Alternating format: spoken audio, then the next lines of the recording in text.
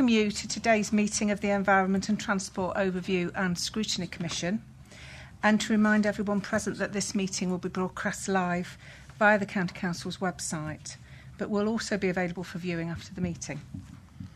Please can everyone switch on their microphone when speaking. Turn that off. Hey, was that timing, everyone? Yeah, timing. Please can everyone switch on their microphone when speaking and switch it off again when they've finished speaking. So I'd like to move to the first item on the agenda, which is the appointment of the chairman. Mr Slater was nominated as chairman-elect at the County Council meeting on the 17th of May, and I asked the committee to confirm that this is agreed. We need somebody to nominate and second. I would like to propose David Slater as chair. And I'd like to second.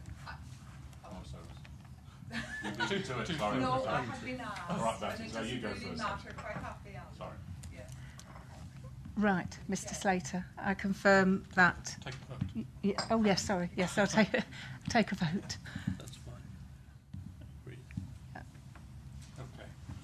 I'll move seats. Sorry, Betty. It's okay.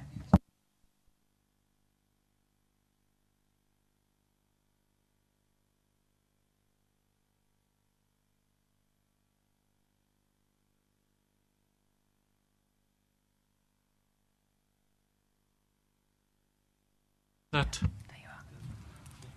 I need a tutorial, and could you switch your phones to silent, please, Alan? Thank you. Thank you. Can we move to item 2 on the agenda, which is the election of a deputy chairman? And from the chair, I'd like to move Alan Pearson. Can I have a seconder, please? Thank you, Deborah. All those in favour, please show.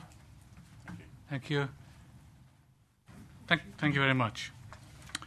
The minutes of the meeting held on the 2nd of March were not attended by me or many of us around the table, so those I will move them from the chair. So those that were here for this meeting, could I have an indication of a true record? If we disagree, what do we do about it? Then you complain to member services. Thank you. Do we do as well? I was there as well. Thank you very much. Passed. Do we have any questions? Thank you, Mo. And no questions by members either.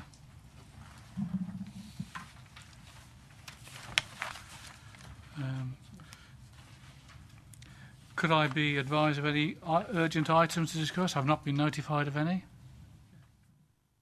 Thank you. And ask members to declare any interest they have in this afternoon's proceedings. There is none. Can anybody declare the use of the party whip? No. And are there any petitions to be presented at this meeting? No. Thank you. Item 10. We now move to an update on the implementation of the revised funding methodology for community transport, which is page 9 in your pack. Can I ask Phil Crossland, the Director, and Anne, the Assistant Director of Highways and Transportation, to present this item to us? Over to you, Phil, or Anne, whoever is wants to take it.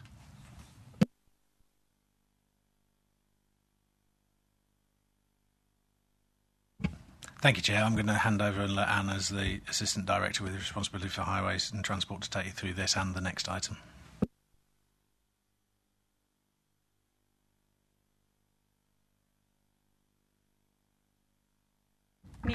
There we are. Thank you very much. Thank you for that. This item was previously requested by this committee for an annual update on implementing a new financial model for community transport. The MTFS in 2014 identified as part of wider savings a £50,000 saving across the budget for community transport in the county. We then worked up a model to implement that. That model being 10% of the funding available would be top-sliced and applied to the operators operating wholly within rural areas. 33% would be on the basis that each operator, the population it served, and 67% would be on the passengers they carry. And that was how we would split up the financial budget for that sector across the county.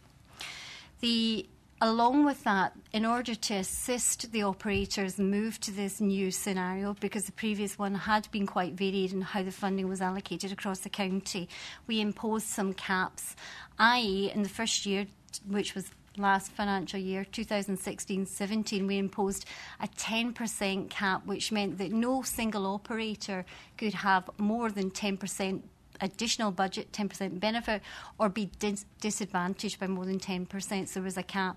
With that moving in the next financial year, i.e. this year, to 20% cap. So that was about assisting the operators to move into this new financial model.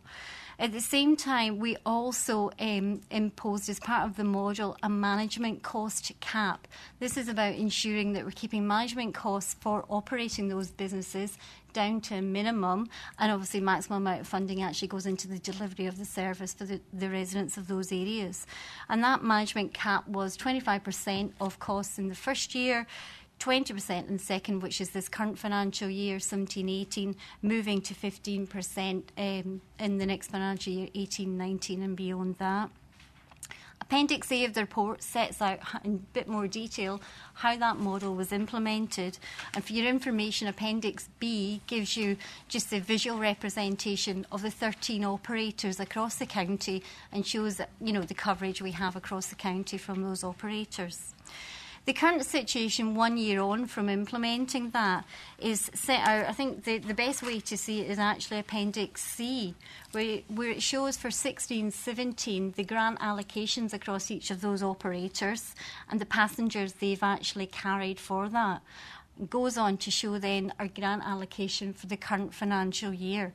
So we have achieved the 25,000 saving in 16-17, and we are on track, because we've allocated the budget accordingly, to make the further 25,000 in the current financial year. What I would bring to your attention is in terms of the operators themselves and collecting the data, we have had a bit of a varied experience on that.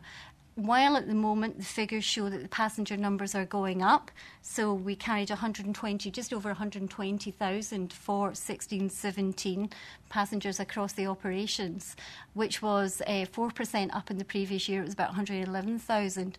We have some concerns about the robustness of the data and how the operators are actually collecting that. So we are working with them to ensure consistency in how they are, and asking the operators to move to one specific system in data collection. You'll note, however, there is also an operator who hasn't provided data, and again we are working with them, and we have appended as Appendix D is a grant agreement that we have put out to our operators, which includes requirements about provision of data, and we're expecting or anticipating those to be signed and in place for this July. The consultation we've carried out has been via the Community Transport Federation. That's quarterly meetings we have with the sector. And in terms of the operators, the only feedback we're getting is concerns around part of the grant. Part of the grant comes from the clinical, I can't even say it, sorry, CCG, that's easier, I'm sure you all know what that is, Clinical Commissioning Group, and they allocate under Section 256, I think it's of the NHS Act 2006, an allocation of funding for trips to hospital appointments. And that grant is 63,000. Unfortunately, because of the NHS's funding criteria, well, not criteria, how they are funded is on an annual basis only. So there is concern among the operators about the certainty of future funding, because if that goes, obviously the overall grant goes down, etc. Unfortunately, that is something that is beyond our control and is a much wider lobbying or matter for government, etc., and the NHS about how they actually allocate their budgets and allocate their funding. We haven't had any negative feedback from the users, which is a positive sign as well. So far, in terms of implementing, largely from the operator's point of view, it seems positive. From the passenger's point of view, it seems positive. We have seen an upturn. There's been an increase in passengers carried, although I would caveat as I say, because we are working about the quality of the data and the consistency of that. But I hope that gives the committee a good overview of the first year of implementation of that new financial model. Thank you, Chair. Thank you, Anne.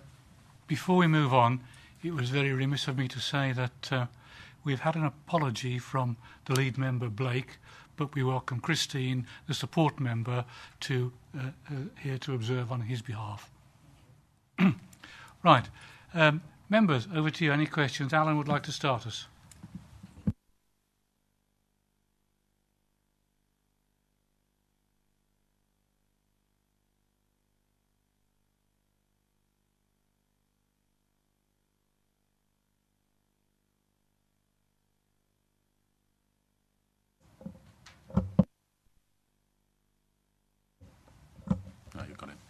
Magic fingers. Yeah, the CCG funding is quite interesting because, as you're aware, particularly in the rural areas, they've changed the way of GP referrals in a lot of the rural areas. This means there's more trips for people, hospital journeys, etc., which is a concern because that could actually blow out the cost. I mean, particularly in the rural areas, travelling into the city hospitals, etc. Have this been discussed and pointed out? Is there any mention of this from the CCG, how it can impact on us? I think in general, just the general conversation is around, that certainty of the budgets. What we've asked the operators to do to get a better understanding about the impacts is to record the data separately, which are trips that are hospital appointments and eligible under that Section 256 grant and which aren't. And we've started collecting that. Initial indications are looking like it's about, at the moment, 8.5% of the trips carried are those ones eligible under the Section 256 grant. I think we need to keep collecting that data to understand what the impacts might be, to then have further conversations with the CCG, to be honest. Thank you. Betty.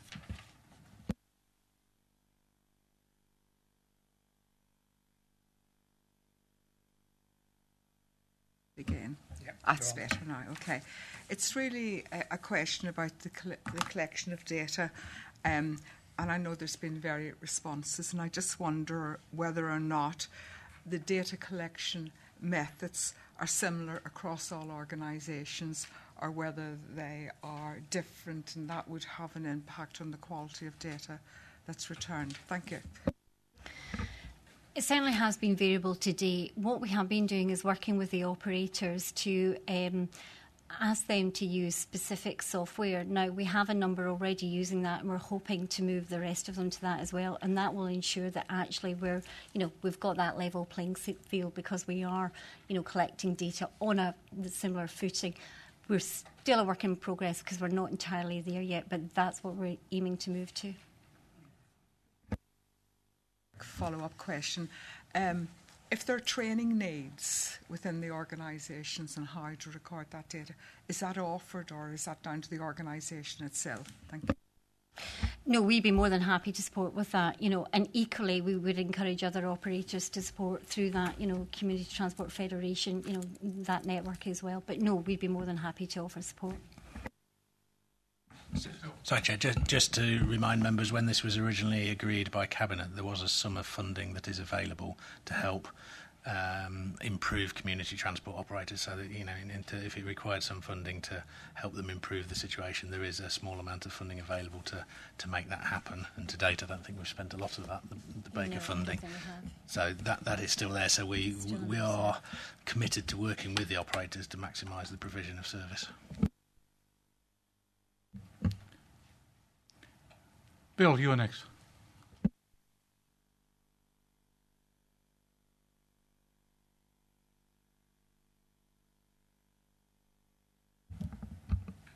You're on. Yes, Chair. One of the questions has already been answered to some degree, but the funding from the Health Authority. Is there anything we can do to get a longer projection? I mean, a year-by-year projection is not very good. The government's even given us a miserly 4-year indicative what we're likely to get. So I wonder if we can do anything in that direction. And the second thing is, unless I've heard otherwise, there's been no complaints from the users about the service. I think that's the important thing. I think if anything was going wrong, the customers would complain and would pick it up. Do they complain to the customer service centre, or where do they make the complaints to? It would be entirely up to the individual. It could come through that, it could come through, through via the operators and the Community Transport Federation, or it could come directly into the service. There's no one route. However people want to contact us, we're more than happy to, hear that, take that feedback, and obviously take appropriate action. Yes, Phil. Just to answer Mr. Bolter's first point, I'd be quite happy to write to the clinical commissioning groups and make the point that the committee felt that a single year funding was difficult for community groups to manage, and is there any way of projecting further forward? I'm not sure I think the difficulty is the year's annual funding that they get, but I'm quite happy to take that up with the CCGs.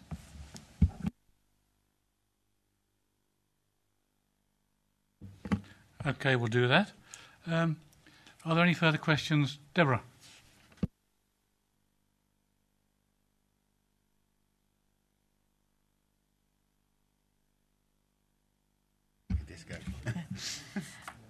Just a quick question on page 22 on section 3 where it's talking about the passenger escorts, that they're not actually charged but they're included in the passenger number. Does that screw the data slightly by include, because it's just one journey that one person's paying for, but then you're adding another passenger into that journey? Does that screw the data at all? It's just in terms of consistency. Yes, they are added in there and for that figure number, and it's still the one journey, as you say. However, we are consistent with that across the board. So yes, there will be a change, a slight skew to the data, but I think we record it as that's actually an escort. So again, that then gives us the information about what percentage trips we will have with escorts as opposed to non-accompanied ones as well. So it just helps our information in terms of what's needed out there for the type of service. When they're recording this data, are they actually putting down, because from what I'm reading this, they're just saying, oh, we've carried 2 passengers today. So they actually specifically saying that one of those passengers was an escort on their figures. My understanding there is, but I will double check that for you, but my understanding was there was a difference in that method of recording, that it did actually record it 2 passengers, but one of those was an escort. Just on that, I would suspect that people who require an escort would be paying for that, classing that as 2 journeys. The same on cost and insured travel, which is why I think they're saying that escorts should be included within a single passenger trips report to the council. Because if you go on a concession repair, there's a normal bus, you have to pay twice, etc. So this is about passenger transport. But we'll just double check and confirm that. Otherwise, you would be potentially disadvantaging people who require an escort to travel. Any further comments? Just a quick one from me, if I may, and that is there are 2 providers who have provided no data. That's either because they don't collect it or they have had difficulty in responding to you. But I see one of them has had a greater percentage reduction in their grant compared to everybody else. Could you explain that differential, please? Certainly. That last one, the Sri Ram Krishna Community Project, isn't strictly a community transport operator in terms it doesn't meet our criteria. It's more a transport facility for that specific project. It's not open to the public in the same way as the other ones are. So when we embarked on this process, we agreed with them a 2-year decrease in their budget to nothing beyond the current year, so we will no longer be funding them because they don't actually meet our criteria for a community transport operator. That's clear. Thank you very much. Any other comments, members, or questions? In which case then, can we ask that in September next year we have a report back as to how you're proceeding with data collection and the whole operation of the new formula?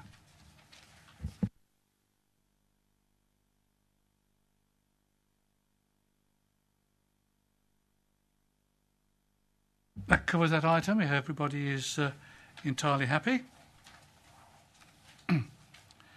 Can we move on to item 11, cleansing of highway gullies?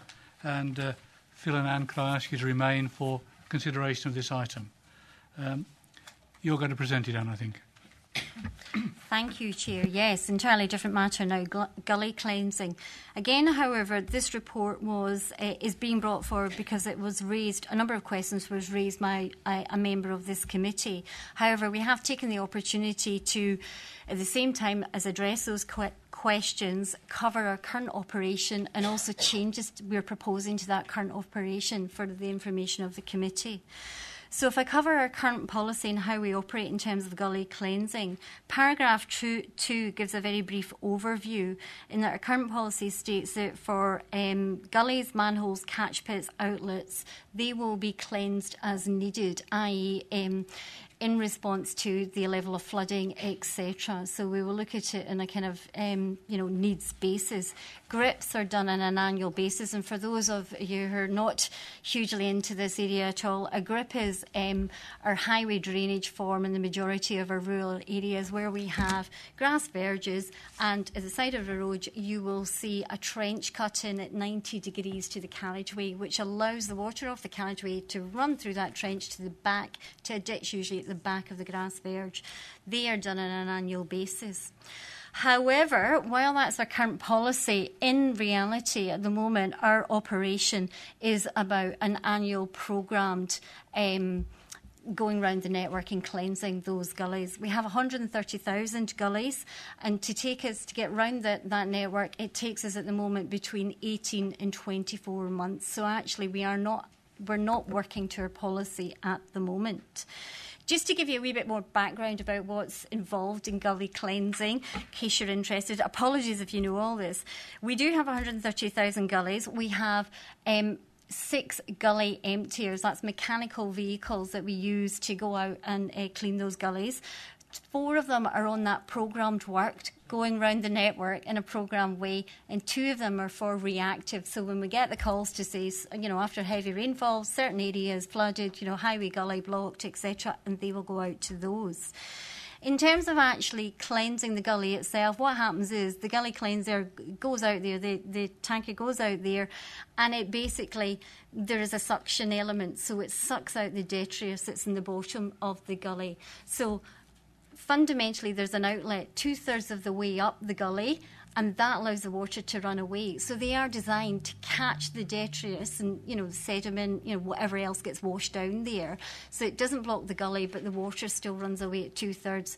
The optimum time for us to empty that, therefore, is not when it's only partially full or beyond the outlet because it's blocked, is when it's just below the outlet. That's the optimum time for us to empty that. And that in itself is the art, and that's where we want to move to. So we want to get to the point whereby, as part of our wider highway maintenance review and managing the asset and moving to a more risk-based approach, we have the data where we know certain gullies on the network will fill up frequently, and that's probably because of its location. Might be near a quarry, might be under a whole row of trees, etc. So there's lots, every autumn there's loads of leaves that come down and block them, etc., etc. We have that data and knowledge so that we can devise our gully cleansing programme to reflect the gullies that need emptied on a far more frequent basis, and then those that can be left, i.e., they're just about empty every time we go round, so we're wasting our resource, to be emptied on a less frequent basis. And that's what we're moving to. By the end of July, we should have a set of data that gives us, yes, it is very much a snapshot in time, but a picture of which gullies need more frequent emptying. And we are proposing a pilot to start trialling this. We'll work up the programmes of networks and routes and where the emptiers need to go. We will start trialling that come August, with looking to roll out in October this programme across the county. Reasons at the moment, however, I just want to put in perspective some of the challenges we have in emptying gullies. Until recently, we haven't had this information about, how full the gullies are, how empty they are. We've been collecting that over the last couple of years. We're now in a position we can have a far more intelligent and targeted programme of gully cleansing. We also have a lack of information about a drainage network. We know where 130,000 gullies are. You'll tell us where they are in your patch, particularly the ones that fill up quickly, etc. However, the network behind that, the pipes that it runs into, as you'll appreciate, these networks have been built up over decades and centuries. We do not hold all the asset management data about that. We will have in some areas, but we have loads of gaps. So it is an ongoing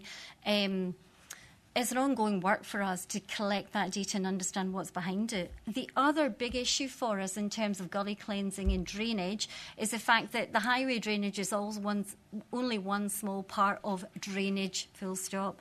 Often our gullies will empty into a combined system, which means it's usually the responsibility of the statutory undertaker, i.e. Severn Trent Water, Anglia Water, etc. We therefore will have to work with them if the blockage is in their part of the network, or there could be an outfall into what we know as a riparian ownership, say a ditch that's in riparian ownership, which is basically private ownership. And again, we will need to work with them, if the blockage is there. So it's quite a complex, matter, drainage as a whole. However, as I say, us moving to this more targeted programme is about focusing those resources. And for those of you, I think most of you were here for the earlier presentation, we have shrinking resources. We have to be far more intelligent with them and effective with them, and it is targeting them where the network needs it. And then, the areas that can do with less cleansing, actually that's what they get, because, it's wasting resources to do real frequent cleansing there. I think I'll move on to the questions, if that's all right, that were specifically asked, and I'll just quickly give you an overview of a response to those ones. The first one, this is paragraph 18, page 28. Are gullies being cleaned regularly enough to optimally reduce the risk of flooding? Well, I think I've explained, actually, our previous we just go around the network every 18 to 24 months to get cleaned out, wasn't particularly effective, and what we're moving to is about targeting. So we are cleaning out where we need to. So that is the whole premise of, the risk-based approach we're moving to. And as I say, we're intending to roll that out from October this year, with the pilot starting in August. The second question, how does the cost of repairing flood damage compare to the cost of preventing floods through increased cleaning? To be honest, getting the data for that to give any kind of evidence-based conclusion is nigh on impossible, if I'm absolutely frank on this. I'll give you a very quick example. Breedon, we were very involved with Breedon, which unfortunately saw a lot of flooding exactly at this time last year. It was the 15th of June last year. They had a 1 in 50-year rainfall. Our highway gully network, bear in mind what I've said in terms of, it's evolved over years, but at the moment our standards are we will design that to a 1 in 30-year rainfall event. Even if every single highway gully was operating, effectively, it would not have coped with that event of rainfall. In addition to that, there was culverts in private ownership, Severn Trent systems, etc. And it's a whole mass of complexity about responsibilities and what needs to be done there. And in terms of equating highway gully cleansing on a more frequent basis to say what could be prevented, it just is so complex. We could not do anything. It was at least, in any way evidence-based on that. Looking at the next question, does the Council have the capacity to increase the frequency of gully cleansing? Well, again, I've mentioned the approach we're going to. Last year, we did get in additional resource and cleaned in an additional 8,000 gullies over, our programme cleansing. The other thing I would say is we have allocated under our budget this financial year and next financial year some additional funding. It's very much going to be a try and see for a new approach. We have the 6 gully emptiers at the moment. We think that's a really good position to start with in terms of moving to this risk-based approach. However, we have got some flexibility in the budget if we think we need one more in order to really make this work. Or, the 6 may be adequate or 5 are suitable. We will see as we get into it and it rolls out. But we do have some flexibility to add to the resource there if that's what's needed. The fourth question, D, when the drain is blocked inside and a standing clean isn't sufficient, what timescales would the blocking being done? Well, again, a wee bit more detail about how we do it. Current operation, the gully emptier is out there. They will try and clear the blockage and then jet out the gully pot to show that it's still running, and they will recharge it with water to do that. If they cannot get that to run again, if there's some blockage after that jetting, they will move on. They will record that site and they will move on because they're on the programmed work. And we will get in the reactive ones, which actually have more powerful jetters in them. They will then have a good go at clearing the blockage, and hopefully they do that. Now, that will be done in a matter of days. If they are unsuccessful and there's something more substantial, we then have to put out a works order for a camera van, which literally is a van, 2 guys, and some nice, interesting technology, whereby literally it's a cable with a camera, and they will get in there in their waders and they will put the cameras down as far as they can go to identify what the blockage is. It might be a collapsed, pipe. It might be trees, roots, etc., and they will have a go at clearing. And if that isn't enough, we will then have to order works to perhaps dig up the carriageway, etc., and organise the traffic management. So it can be a matter of we'll fix it there and then, to 2 or 3 days, to actually months. And it really depends on each individual instance as to how long that will take. The fifth question, sometimes the blockages in Severn Trent's part of the drainage system, what timescales do they work to? And on page 29 there, we've set out actually their timescales for responding to complaints, but I would very much caveat that with they will be in the same position as us because it depends on the nature of the blockage or the issue as to how quickly they are able to fix it.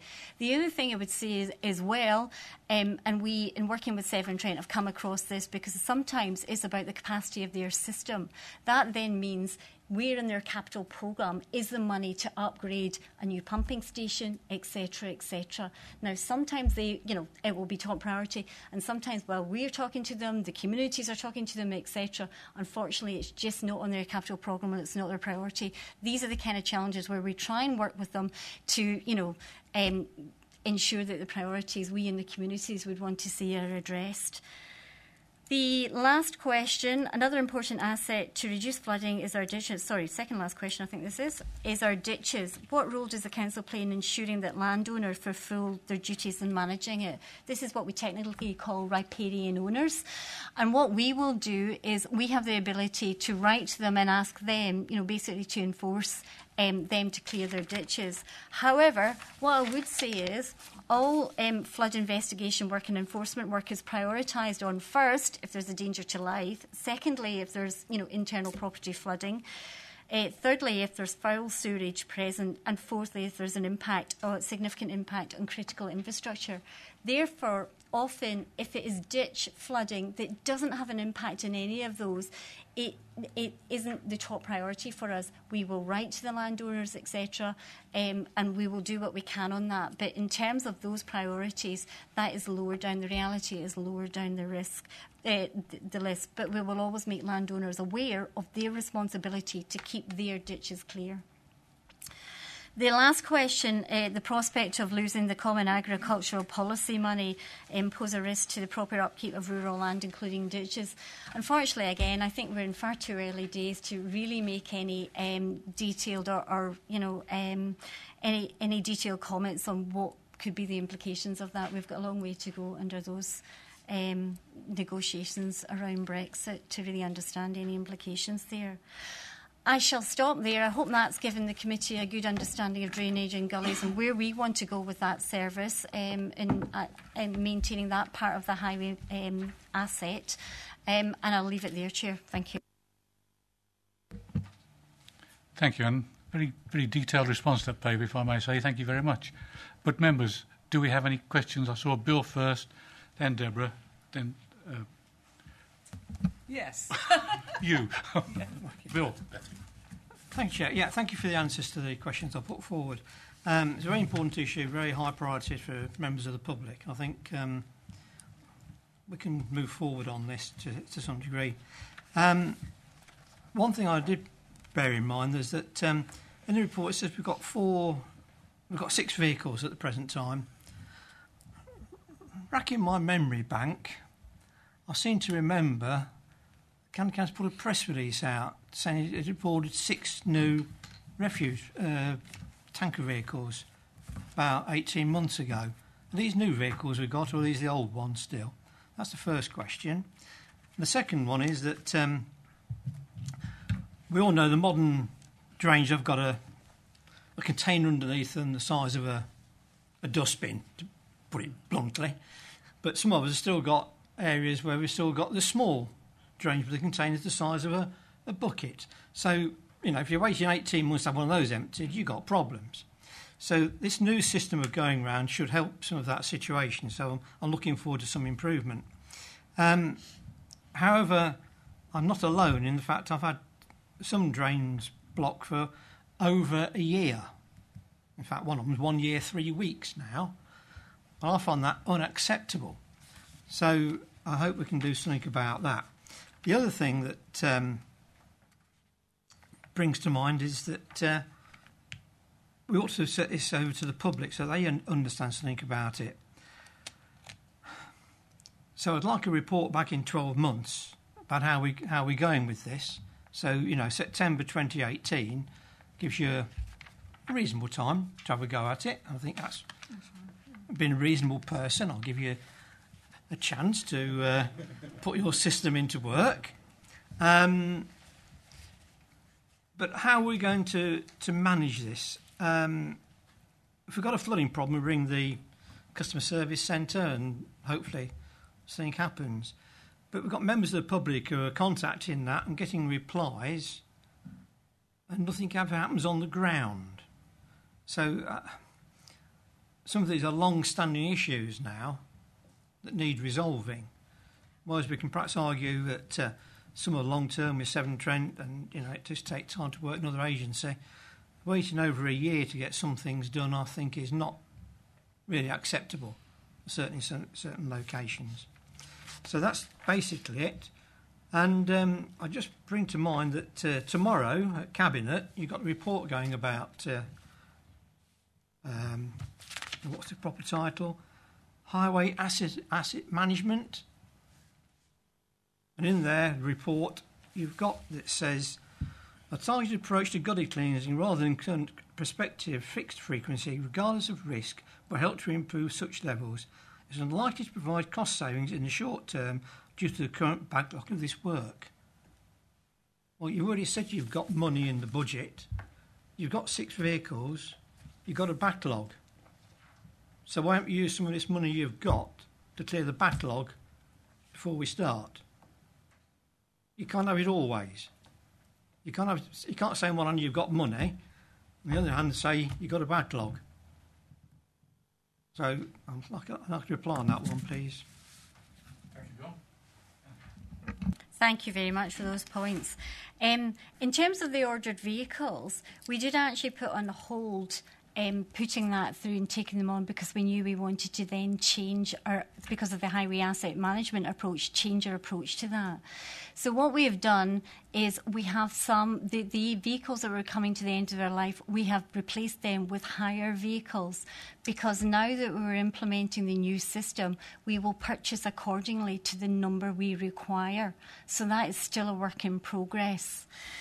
The smaller drainage matter in terms of, yes, some are dustbin size literally, and some, as you see in the network, are older and smaller.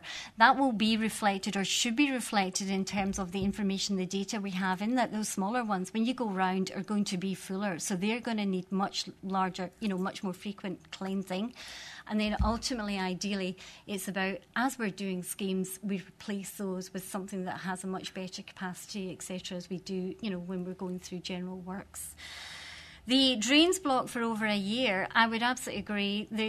There are some instances, and there's one I can think of right at the moment, where we're having an ongoing debate with, in fact, there's two I'm aware of at the moment, with Severn-Trent that has been going on actually decades about who owns this combined system. Now, all our information tells us, in our experience, any combined system always goes to the statutory undertaker. So we need to get them to take it on. The minute we do the works in it, they'll take it as our responsibility. However, what we've done is we've got a commitment for them by the end, one particular instance, by the end of the month, they will go out and ascertain if it is theirs or not for one final time. So we pursue these cases, and we do pursue them, but I absolutely understand, the frustrations from householders, people in that area in terms of the time. If there isn't an issue like that, I absolutely agree. We should not be, if it's our drainage, etc., we need to be having a clear action plan, even although, as I've explained before, sometimes it's not simple to solve it and it is more substantial work, and we have to programme that, and it might take a few months to get that into programming for us to do it. What I would ask wholeheartedly is that, where you do have outstanding issues that are taking substantial time, please come back and let us know, because we have to up our game in this. And that's what this programme is all part of, upping our game in this area. In terms of the report in 12 months, more than happy. And I do think there will be a lot of learning, both for us in terms of how we're implementing. For instance, one thing we're also looking at is, can we get a bit more technology involved in terms of monitoring what's in the gully pots there? There's particular types of technology we can put in there that tells us automatically. So we don't have to wait till, we don't rely on our latest data. It's actually updating us. So after a heavy rainfall event, we'll know where to go, because these are the ones that are showing us. We need to do a wee bit more work to see if it's going to work for us here in Leicestershire, the costs, the business case, etc. But that will all be part of this process of rollout. So I think there will be a lot of learning for us, and it would be a really useful exercise to come back and share that with you come next September. The last point was about backlog. Yes, and extra money. We did, as I said in the report, we did put extra effort into it last year, and we cleaned an extra 8,000 gullies for the end of last year. We off-hired that because, again, we're coming into this new system. But as I say, we've got the flexibility to up that as we go into that, to realise what kind of rate are we getting around the areas that really need those frequent cleaning. And if we aren't doing it quick enough, what I was saying to you is we have the ability to bring in a bit more resource and to address that. I think they were all your points, hopefully. Other than the fact that these particular trains have been reported by not just me but members of the public to the Customer Care Centre, there's a whole list of dates where they're reported and still no action happened. So it's disappointing. I can give. Phil, did you want to comment on that? Yeah, I mean, that's the one, and that's why members will be aware we've changed the reporting system for elected members. Issues like that should go through that email address, asking for it to be escalated to a more senior person, which might be myself, might be Anne, might be the head of service. But if they come in through that, we're then logging it. It will get logged as this is an escalation email, effectively, and then hopefully that will get looked at rather than just keep reporting the same issue again, which is not being resolved. So, anything where members have concerns like that, please do send those in through that new email system and ask for that to be looked at a more senior level. And that, when you ring through, are you a councillor? Press the other button, so they do know it's a councillor complaint rather than member of the public complaint. Not that should be any difference. Should have the same attention no matter who complains.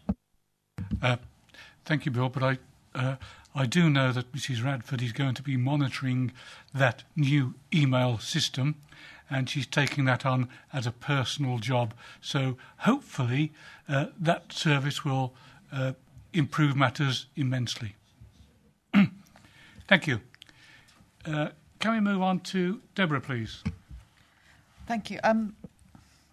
I do welcome the new way of working. I'd much rather be proactive than reactive. I do have one concern, that if you're going to be just emptying a few, say in a village, there's a row under some trees, so you're going to be emptying them more frequently.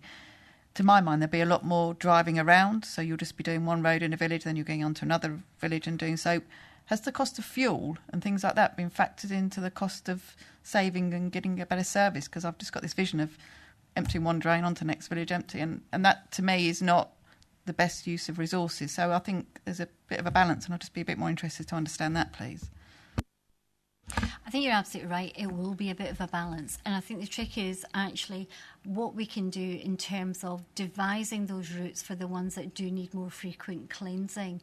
We will have to take, I think we're all absolutely, aware of the fact that we will have to take a bit of a hit in the fact that, yes, there will be more travel time, more fuel, etc. But actually, if the priority is these ones need cleaned every 6 months, etc., we shouldn't be wasting time on the one, on 2 streets further round, the ones 2 streets further round that actually only need cleaned every 18 months, because we should be getting to those ones that need 6 months. So it will always be that balance, because spending the time to do the 18-month ones, we're not getting around to the 6-month ones, which are filling up, and then we have a heavy rainfall event and we're caught out again.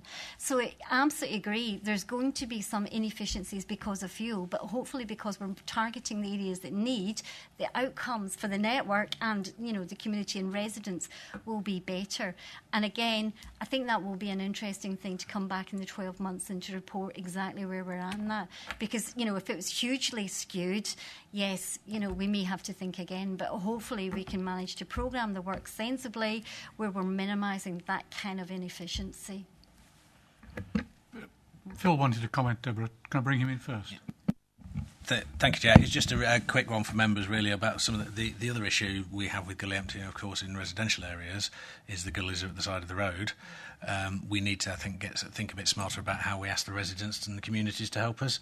I'm aware of one particular problem in Market Harbour where we get lots of complaints about blocked gullies, but we can't clear the gullies if the cars are parked both sides of the road 24/7. So, we've actually got to go through the whole process of implementing a temporary traffic regulation order, putting no parking cones out. There's got to be a simpler way, which is putting notices on signs or something saying gully cleaning here tomorrow, please move your car, and then recording that so that when we get a complaint, a bit like we now do with grass cutting, for members who've looked at the new grass cutting website will know the reason the grass isn't cut. One of them is parked vehicle. So if a resident complains, why wasn't the grass cut, we can say because there was a parked car on it. We could get to a similar system like that with gullies in the fullness of time, and it's about that using digital technology, working better with communities to reduce the costs on the council, I think. Thank you, Phil. Did you want to come back, Deborah? Just to say, Anne just did pick up, I think it would be good to come back in 12 months' time with that information about the fuel and the balance and how it's working out, because I think that is quite an important point to come back with as well in 12 months' time. Well, it will be. The trial isn't starting till August, so give that 12 months. It'll be, as Bill said, at our September 18 meeting. OK, thank you. I have Betty on my list now. My question really is, to some extent, around new housing bills and planning application. The Leicestershire County Council is the flooding authority, and you've been doing excellent work in that field. I think I've had new planning applications in Hathern which have caused some problems because they put the culvert and the gully the wrong way round. It's created problems on the A6. I just want to ask if you continue monitoring any new planning applications that come in, especially where there is going to be a greater surface runoff. You're absolutely right in terms of our responsibilities. From April 2015, I think it was, the years fly by, don't they? We became a statutory consultee for sustainable urban drainage for any new planning applications, so we're consulted obviously by the planning authority. What we have to get to is, or what we're seeking developments to get to, so we'll respond accordingly, is that they have to show they have no more surface water runoff than if there was a greenfield site there. So they have to demonstrate their drainage system is capable of taking the dealing with that runoff, so that their site has no more than if that site was still greenfield, etc. And that's how we respond. And if they don't meet that requirement, we will be going back either with suggestions about what they need to do, or saying we cannot support this because it doesn't meet the requirements. So I'm not sure if that answers your question. I'll give you an example. Off the A6 in Hathern, there was a new development, and for some reason the gully that the water was supposed to drop into was higher than the culvert, so there was nowhere for it to go.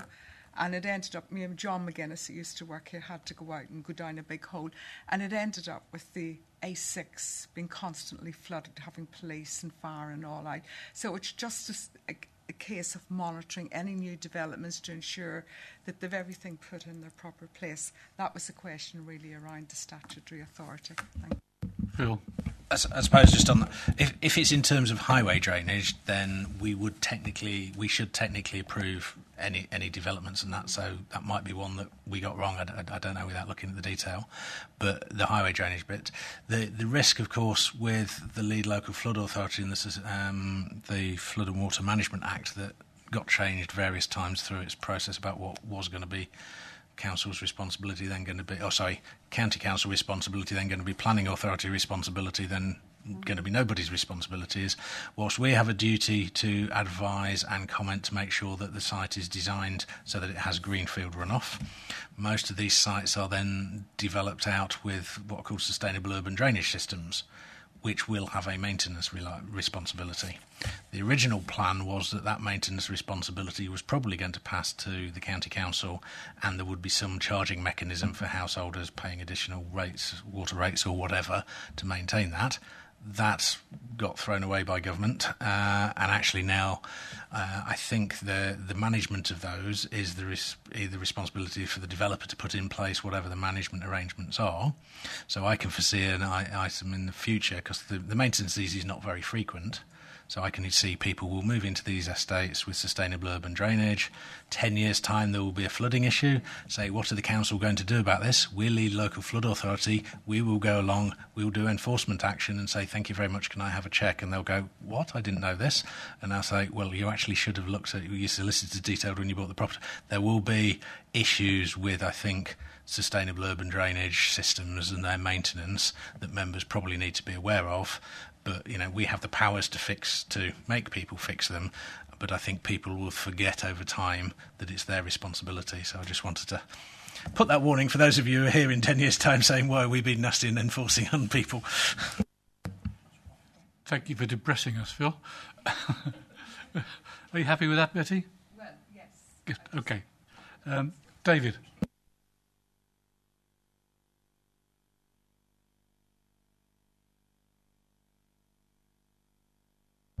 That's with us now in Hinckley.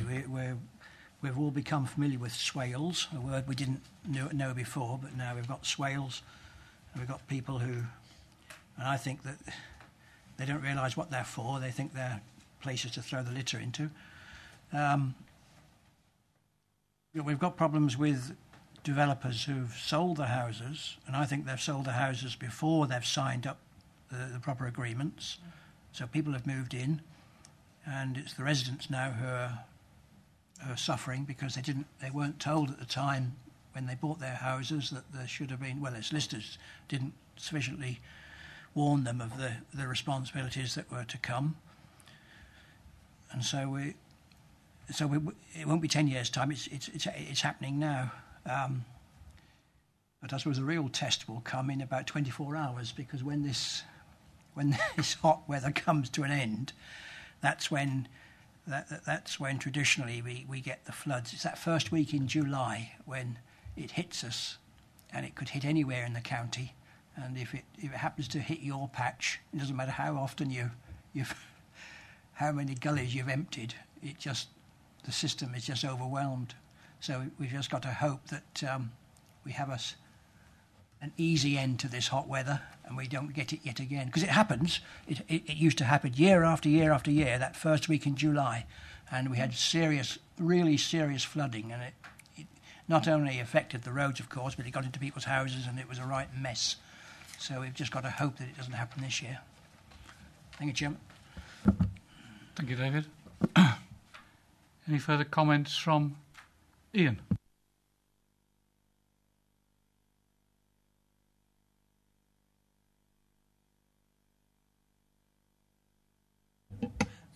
We're on. Well, it's not so much about gullies, it's about manhole covers. When you go to the manhole covers, you can hear water running underneath them. So I'm guessing they're normally Severn Trents. Normally for phone Severn Trent, somebody comes out and fixes it within a relatively short period of time. But I don't know whether anybody else finds the same thing, but clanking manhole covers is a really common problem. And I don't know what the kind of maintenance or how frequently these things are checked, but locally in Birstall we've had 3 in the last couple of months to sort out. Can you comment on manhole covers, Phil? We wouldn't check them. We will obviously report them if they're missing to Severn Trent. They're Severn Trent's responsibility. It is one of the, you're quite right, it is a frequent complaint that we often have a battle with Severn Trent, trying to get them to programme replacement of the manhole cover, because if it's clanking, it's their problem, but it's safe, so it's probably not a big priority for them. So we will take it up with Severn Trent, but we aren't responsible for their actions, and we have limited ability to enforce them to do things. All we can do is keep complaining, and in the last couple of years I have written a number of letters, probably less than 10, but I've written 2 or 3 times probably to Chief Exec of Severn Trent and things like that, saying these are flooding issues, please could this be raised up the agenda. So we will take them up where we can do. Well, Thank you. David, come back. I shall probably get myself reported for saying this, but of course the problem about manhole covers is that they go off on the back of a Diddycoy's van. They're worth quite a bit, and that's quite a serious problem, isn't it? But we're not allowed to say so because that gets you run into all kinds of trouble. That's an allegation, David, I think, which is your own and has nothing to do with this committee whatsoever. I'm not aware that we have an issue with particularly that many manhole covers being stolen, and actually in my time at Leicestershire our sign, because signs are typically the ones that go missing, the aluminium, that's not a particular issue. In other counties I have lost £50,000 worth of signs in one night, but I'm not aware of anything while I've been in Leicestershire that's happened like that, I have to say. Thank you, Phil. Right, members. Does anybody else want to bring anything up on this? We have asked for a report back in September, which Anna's said that she will be happy to do. Are we all content with that? Thank you very much. That concludes the main items on this afternoon's agenda. I just want to have a look at the next meeting dates and to remind you all that 7th of September at 2 p.m. will be the next time we meet.